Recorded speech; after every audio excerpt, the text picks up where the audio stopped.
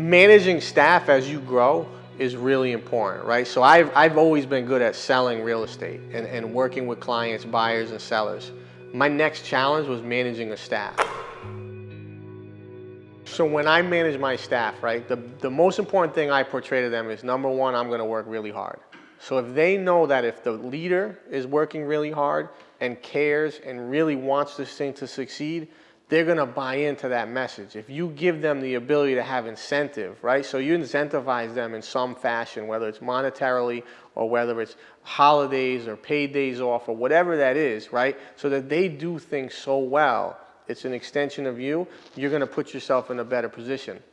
The other thing is give them accountability, right? So make them accountable for their own actions. So don't micromanage.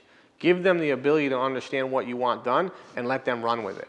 They will fall on their face. It'll happen, right? They'll make mistakes, but it's okay.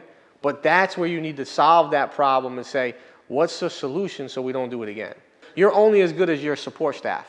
I can sell 1 million houses, but if my support staff stinks, I'm not gonna get any referrals. So in my business, it's important that I'm able to wear 2 hats, right? I need to be salesperson of the year and manager of the year, all in the same year, right? This is important if I want to grow, but also provide that client attentiveness and provide that service that's unparalleled to anyone else in this business. So my goal is to build my staff up so well that it's indifferent whether you deal with me or some of the people on the back end. Hey, you watched it to the end. That means you must have liked it. Now do me a favor, click like, click subscribe, or share this with your friends for future content.